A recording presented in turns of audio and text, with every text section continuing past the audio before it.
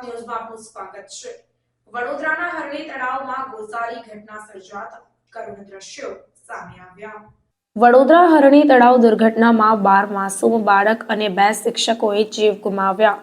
આ સમગ્ર ઘટનાક્રમના કારણે સ્થાનિકો અને માતા-પિતા આઘાતમાં સરી પડ્યા છે। આ ઘટનાની શરૂઆતના સાક્ષી અને મૃતદેહ લાવવાની કામગીરીમાં મુખ્ય ભૂમિકા ભજવનાર મોહિત પટેલે ઘટનાની શરૂઆતથી લઈને અંતિમ ક્ષણો સુધીના કરુણ દ્રશ્યો અંગે જણાવ્યું હતું। મૃતદેહ લાવવાની કામગીરીમાં મુખ્ય ભૂમિકા ભજવનાર મોહિત પટેલને જ્યારે ઘટનાક્રમ અંગે પૂછવામાં આવ્યું ત્યારે તેઓએ જણાવ્યું કે સ્કૂલની ટૂર આવી હતી। આ ટૂરમાં કુલ 30 બાળકો પણ આવ્યા હતા અને 4 મેડમો હતા। 27 છોકરા બોટમાં બેસાડવામાં આવ્યા। પછી બોટ થોડી આગળ જતા પલટી ખાઈ ગઈ। ધીમે ધીમે લાઈફ જેકેટ વાળા જે બાળકો હતા તે બચી ગયા અને જે અમુક બાળકો ડૂબતા હતા તેને સ્થાનિકોએ અને અન્ય બોટવાળાઓએ બચાવ્યા હતા। 9 બાળકોને અહીં જાનવી હોસ્પિટલમાં લઈ જવામાં આવ્યા અને બીજા 6 બાળકોને એસએસજી હોસ્પિટલમાં ખસેડવામાં આવ્યા હતા। આસપાસ બાળકો બચાવો બચાવની બૂમો પાડતા હતા। આ દ્રશ્યો એકદમ કરુણ હતા। જ્યારે ઘટના ઘટી ત્યારે ફક્ત બોટવાળા અને સામેની તરફ દુકાન ગલ્લાવાળા જ હતા। આ બોટિંગ કરતા છોકરાઓમાં અમુક બાળકો પાસે જ લાઈફ જેકેટ હતા, એટલે કે છોકરાઓની સંખ્યાના પ્રમાણમાં લાઈફ જેકેટની સંખ્યા ખૂબ જ ઓછી હતી। આ તળાવ પર કોઈ જ સેફટી ગાર્ડ ન હતું કે ન તો કોઈ તરવૈયા હતા કે કોઈ આકસ્મિક દુર્ઘટના ઘટે તો પરિસ્થિતિને સાચવી શકે।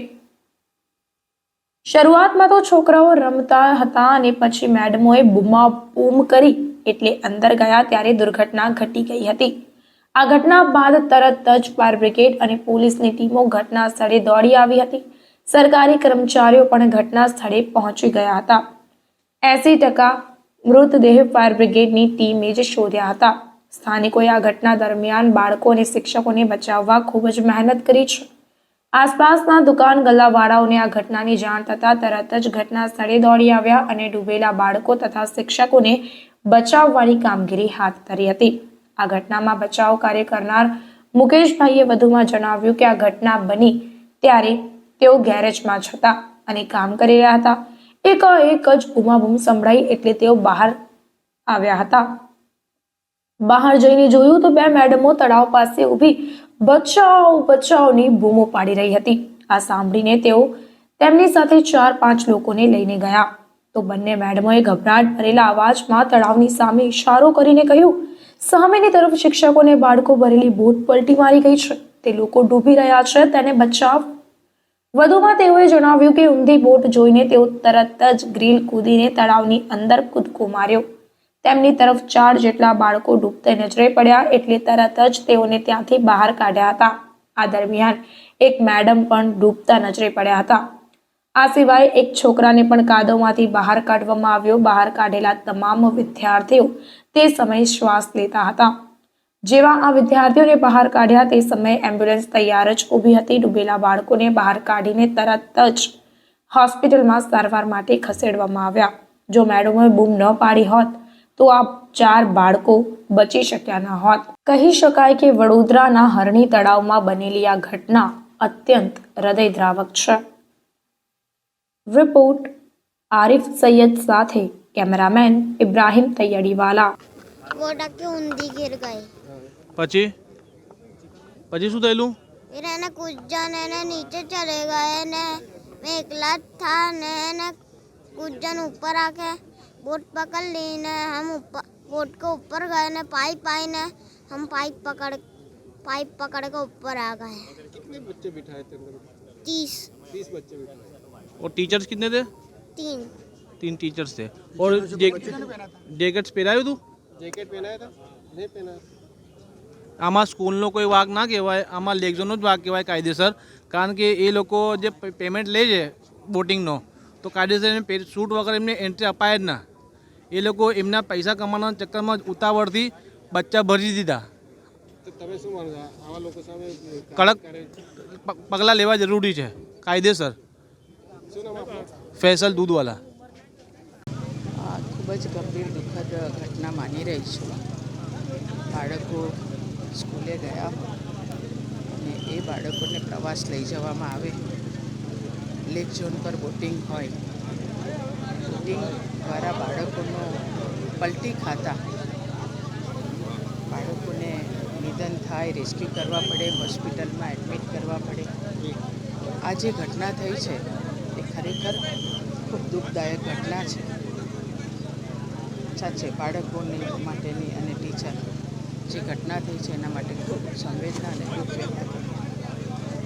કેટલાક બાળકો પાસે એમ કે જે લાઈફ જેકેટ હતા, કેટલાક બાળકો પાસે નહોતા. તો એવું નથી લાગતું કે ગંભીર બેદરકારી જે લોકો પાસે નહોતા એ લોકો ના બેસાડ્યા હોત તો બચી ગયા, કારણ કે અને લાઈફ જેકેટ જેની પાસે હતા એ લોકો પણ ડૂબી ગયાની વાત આવે છે. તો આ કેટલી ગંભીર બેદરકારી માનો છો? બિલકુલ જે કંઈ હશે તંત્ર દ્વારા એની તપાસ બી કરવામાં આવશે અને જે તપાસ કર્યા પછી કડકમાં કડક કાર્યવાહી થાય એ દિશામાં પણ કામ કરવામાં આવશે. કેમ કે નાના ભૂલકાઓ હતા, ટીચર હતા, બોટિંગમાં ગયા હતા અને જે દુર્ઘટના થઈ છે સેફ્ટીનું જે ધ્યાન રાખવાનું હોય અને એ સેફ્ટીનું ધ્યાન કેટલા અંશે રખાયું છે એની ચોક્કસ તપાસ કરવામાં આવશે. આપણી પાસે કેટલી કેઝ્યુઅલિટીની ફિગર આવી છે? અત્યારે મારી પાસે તો 9 બાળકો અને 1 ટીચર એટલી જ આવી છે. બીજી મારી પાસે માહિતી નથી. જવાબદાર જે પણ છે તેને ચોક્કસ કડકમાં કડક પગલાં લેવામાં આવશે, કારણ કે આવી ગંભીર પ્રકારની બેદરકારી કોઈપણ સંજોગોમાં ચલાવી લેવામાં આવશે નહીં. વાઘોડિયા રોડ, પાણીગેટથી વાઘોડિયા રોડની વચ્ચે આવેલી સનરાઈઝ સ્કૂલના બાળકો પ્રવાસમાં આવ્યા હતા, જેમાંથી કેટલાક બાળકોને એક ટીચર સાથે બોટિંગ કરવા ગયા હતા અને ફોટો લેવા માટે એક સાઈડ જવાના કારણે બોટ ઇનબેલેન્સ થવાના કારણે બોટ ઊંધી થઈ ગઈ છે એવી માહિતી મને, હું ગાંધીનગર મારા મિટિંગના કાર્યક્રમમાં વહેલી સવારની નીકળી ગઈ હતી. મને ત્યાં 4:30 થી 4:45ની વચ્ચે માહિતી મળતા હું તાત્કાલિક આવવા નીકળી ગયેલી. હું જસ્ટ હજી હમણાં જ આવી છું. મને જે માહિતી મળે પછી આપને હું માહિતી આપી શકું. અમુક બાળકોને અહીંયા નજીકની કોઈ હોસ્પિટલમાં લઈ જવામાં આવ્યા છે ને અમુક સયાજી હોસ્પિટલમાં છે. પણ મેં આપને કહ્યું તેમ કે હું હજી જસ્ટ અહીંયા પહોંચી જ છું. થોડી માહિતી લઈ લઉં તો પછી હું તમને આપને માહિતી આપી શકું. આ ઘટના ન જ થવી જોઈએ એવી ખરાબ ઘટના છે. બાળકો અહીં પાણીમાં બોટિંગ જ્યારે કરવા માટે આવ્યા હતા ત્યારે બોટ પલટી જવાના કારણે આ ઘટના થઈ છે. આપ જોઈ રહ્યા છો કે એનડીઆરએફની ટીમ અને વડોદરા કોર્પોરેશનના લાસ્કોની ટીમ જ્યારે બાળકોને બહાર કાઢીને એટલે રેસ્ક્યુ કરીને તેમને દવાખાનામાં લઈ જવાની કામગીરી કરી રહ્યા છે. હાલના તબક્કે વધારે બાળકોને બચાવવાની કામગીરી ચાલે છે. ત્યારબાદ સંબંધિતો પર એક્શન લેવામાં આવશે. મને ચોક્કસ કેટલી ગંભીર દુર્ઘટના છે અને આ બાબતે જવાબદારો તમે શું કાર્યવાહી? એટલે જેમ મેં પહેલાં જ કહ્યું કે આ ઘટના ન થવી જોઈએ એવી ઘટના છે. ખૂબ જ દુઃખદ ઘટના છે અને જે પણ સંબંધિત જે કોન્ટ્રાક્ટર હતા એના પર કડકમાં કડક પગલાં લેવા. ના, આપ જોઈ રહ્યા છો કે હું અહીં જ ઊભો છું એટલે એક્ઝેક્ટ જે રિપોર્ટ છે મારી પાસે છે નહીં. હોસ્પિટલમાં જે ડૉક્ટર છે, જે અધિકારીઓ છે, કદાચ તેમની પાસે વધારે વાસ્તવિક રિપોર્ટ હશે. હું અહીં જ છું. વડોદરામાં જે રીતે સમાચાર મળી રહ્યા છે, એક બોટ પલટી છે, એમાં 5થી વધુ લોકોના મોતની આશંકા સેવાઈ છે. ખૂબ જ દુઃખદ ઘટના છે.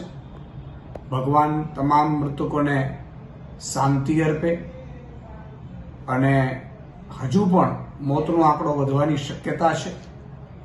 પરંતુ સવાલ એ છે કે પીપીપી ધોરણના રવાડે ચડેલી આ સરકાર આજે જેટલા પણ કોન્ટ્રાક્ટરોને આપી દે છે, પછી એ કોન્ટ્રાક્ટરો લાઈફ જેકેટ વગર પણ બોટિંગ કરાવતા હોય, એના નોર્મ્સ ન પાડતા હોય અને આવું વારંવાર ઘટનાઓ બનતી હોય ત્યારે આપણા લોકોની જાન જાય છે, આપણા લોકોના જીવ જઈ રહ્યા છે. રાજનીતિની વાત નથી, પરંતુ સૌથી દુઃખદ વાત એ છે કે કેમ કોઈ ધ્યાન નથી દેતું. મોરબી બ્રિજ ઘટના હોય, લઠ્ઠાકાંડ હોય કે પછી આવી બોટ દુર્ઘટનાઓ, કે આ પહેલા પણ અમદાવાદમાં પણ આવું જ ઘટના બની હતી અને એ જ કંપનીઓને પાછી બ્લેકલિસ્ટ કરવામાં આવે, પાછું એમને કામ સોંપવામાં આવે. આ ભાજપનો પુરાનો ખેલ રહ્યો છે. એટલે ખૂબ જ દુઃખ થાય છે કે એક બાજુ આપણા જીવ જઈ રહ્યા છે અને બીજી બાજુ આપણે એક ચિંતાનો વિષય છે. પણ અત્યારે સરકારશ્રીને મારી વિનંતી છે, મુખ્યમંત્રીશ્રીને આ ઘટનાની તાકીદે એને ધ્યાનમાં લેવામાં આવે, જે પણ જવાબદારો હોય એમને દાખલારૂપ સજા કરવામાં આવે અને બીજી વખત આવું ક્યાંય પણ ન ઘટના બને એ માટેનું આખું જેટલું પણ એમને તંત્ર સુધારવું હોય એ સુધારવામાં આવે અને જે પણ મૃતકો છે અને જે ઘાયલ થઈ રહ્યા હોય એમને પણ આર્થિક સહાય આપે એવી હું માંગ કરી રહ્યો છું. જય હિન્દ, જય ભારત. સમાચારોની અવનવી અપડેટ્સ માટે જોતા રહો સેક્યુલર ગુજરાત ન્યૂઝ. સાથે સેક્યુલર ગુજરાત ન્યૂઝ ચેનલને લાઇક, શેર અને સબસ્ક્રાઇબ કરો અને બેલ આઇકોન દબાવીને સમાચારોની ઝડપી માહિતી મેળવો.